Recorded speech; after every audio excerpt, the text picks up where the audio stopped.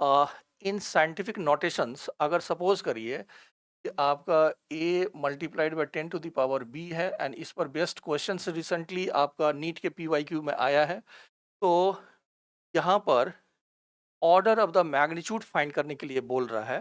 तो यहाँ पर ऑर्डर ऑफ मैग्नीट्यूड वैसे तो हम लेते हैं b को, लेकिन ये डिपेंड करता है ऑन a की वैल्यू पर। तो अगर सपोज करिए कि आपका जो a है वो लेस देन 5 है, तो हम ऑर्डर को 10 टू द पावर b लिख, लेकिन अगर a ग्रेटर देन 5 है तो हम इसको 10 टू द पावर +1 लिखते हैं। मैं इसका एग्जांपल दे देता हूँ। जैसे सपोज करिए कि आप इलेक्ट्रॉन्स का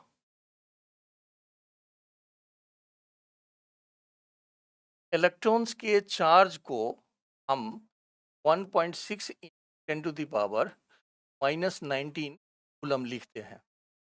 अब अगर यहाँ पर कंपेयर करोगे तो ये जो 1.6 है दिस इज लेस देन 5, इसलिए इसकी ऑर्डर को हम 10 टू द पावर -19।